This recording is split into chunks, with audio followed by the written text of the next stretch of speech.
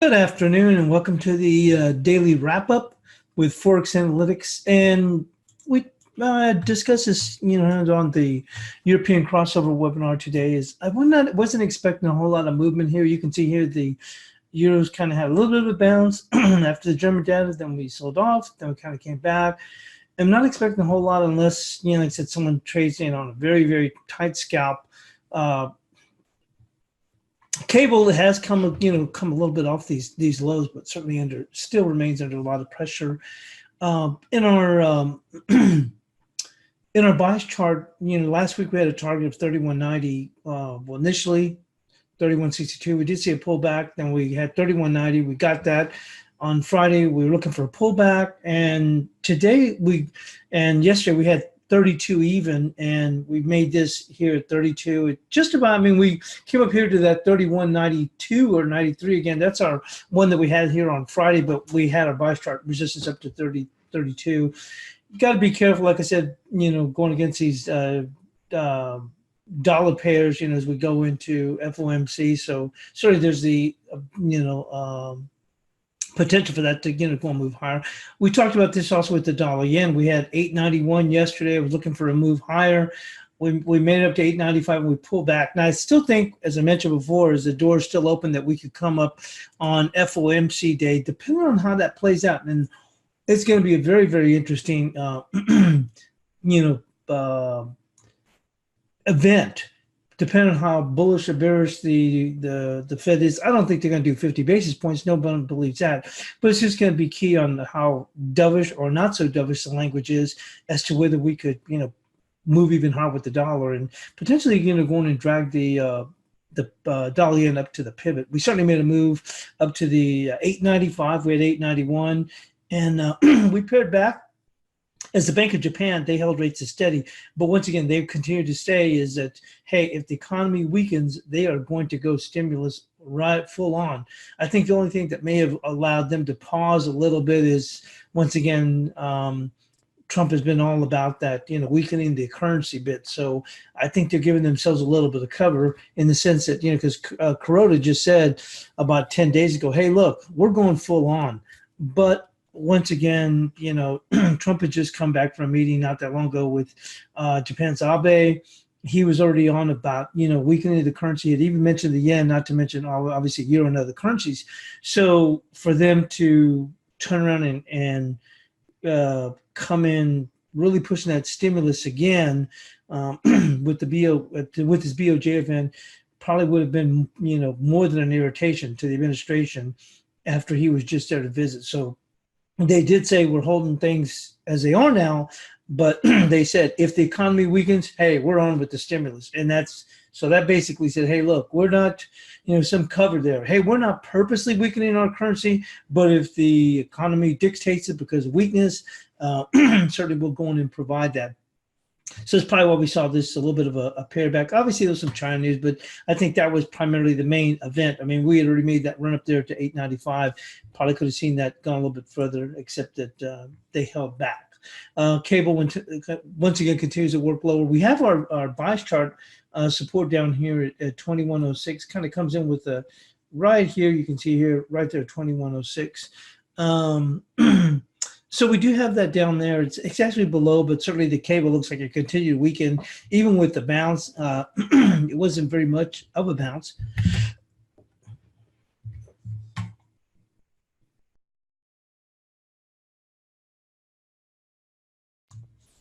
And let's take a look at, and one of the currencies that continues to stay weak is the Antipodean currencies. Look at this Kiwi, and on top of that also the Australian dollar.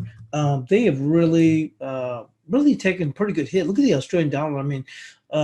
Almost think about the cable in the sense that although this is on a very short-term basis, look how much that has dropped. It's just been down, down, down. And really after, a very nice recovery that opened the door for potentially a challenge higher. We saw that not that long ago. Look how we came back and we cleared the 70.27, which was opening the door for them to potentially, come up to 71.80. We look how many times we bumped up against the 70.27, and we talked about this being a key level on the way down, and obviously on the way back up, it's been key. And we closed above it and dipped back, but we held on, and we've got a solid close. Look at that, taking out all this range right here. I mean, if you think about, the best close, and so you're thinking, okay, this market is open to move higher. Obviously, we may take a bit of a pause, but that's probably a buying opportunity. I'm sure most people thought. And boy, have we just continued to really knock this lower. Well, the RBA has really opened the door for potential easing. And then on top of that, with the whole situation with China, they said that they're not, and I mentioned this last week, they said that if the Fed does go and cut, they're not looking to go in and follow suit. They're quote unquote comfortable with where their policy is right now.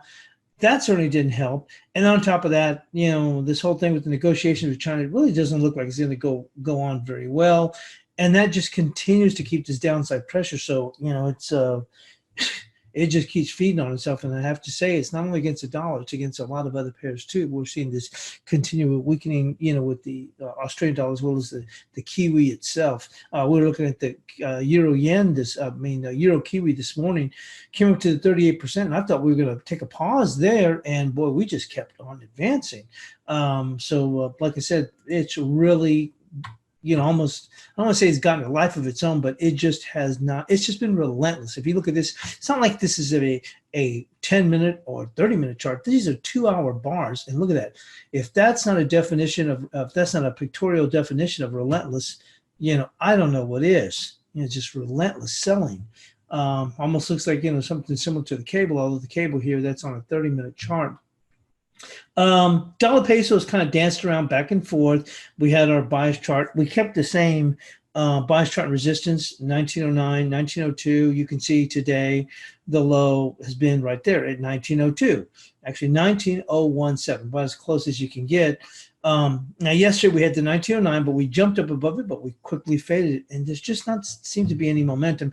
And once again, like I said, people were asking about that previously. I'm thinking, well, look, people are not going to take new positions ahead of a huge event like this. So the only thing you're going to do is if a market, a little scalp here or scalp there. Now we will move into the cross rates. Like I said, it's you can't make something where there's nothing. I'm talking about here in the majors, you're just not other than we did see a nice pair back, I guess in the dollar yen. And let me move this back. We talked about that 891. And let me, moment. We talked about the 891, and we did come off of that, but the door is still open for them to move higher. But I think Blake had mentioned that he had been shorting, and he was able to go in and cover. So that's great. That was fantastic. As I mentioned here in the Euro New Zealand, wow, what a move! What a move higher. Obviously, on the backdrop of what we've seen here with the weakening, Kiwi. Just one moment. This thing has just kept on motoring higher here, and we're looking on the 2-hour chart. And I thought, okay, well, we'll probably, take a little bit of a pause here against the 38%. That thing has just continued to motor higher. Obviously, like I said, it's, been nonstop selling in the Antipodeans, the Australian and the Kiwi. The Kiwi hasn't been affected as much as the Australian, but it certainly still continues to weaken, and certainly going to be impacted with this whole situation with China. Euro Aussie, look at that. I mean, just continue to motor higher here. We'll take a look at this on a 2-hour chart.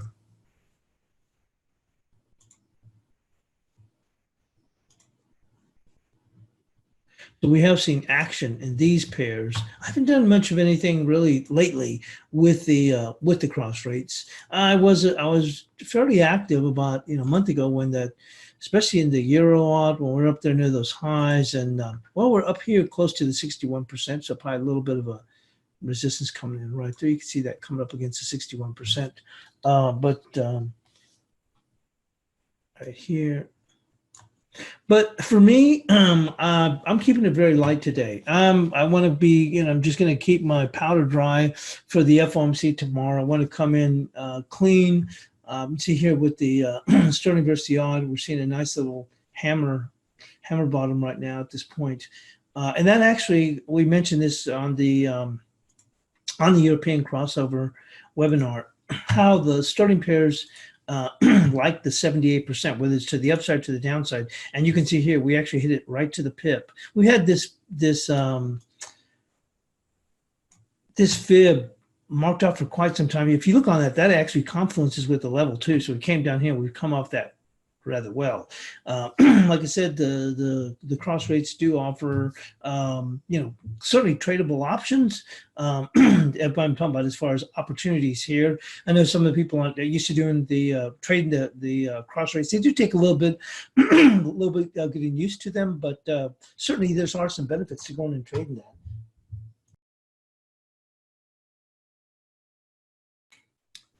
But we've seen a nice little recovery off here, like I said, on this weakness that we're seeing here with the Aussie.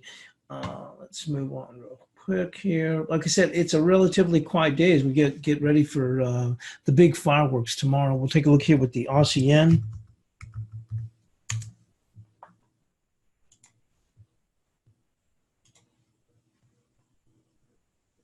And we talked about this actually from last week because we saw these two back-to-back gravestone dojis. And we saw this market pair back, and we were looking for potentially a move to 74, 73.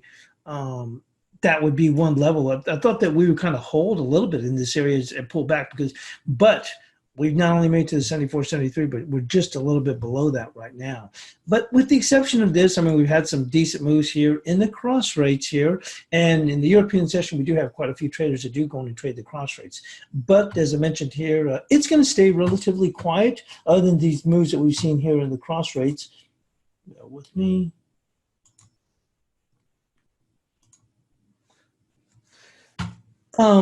Going into FOMC, and you can see, like I said, the euro is kind of back and forth in it. We did get a little bit of a bop up here, as I mentioned, on the German inflation data. We quickly drop back, then we're just kind of meandering, and the dollar index is continuing to stay well bid. And we'll just finish up with the cash dollar index.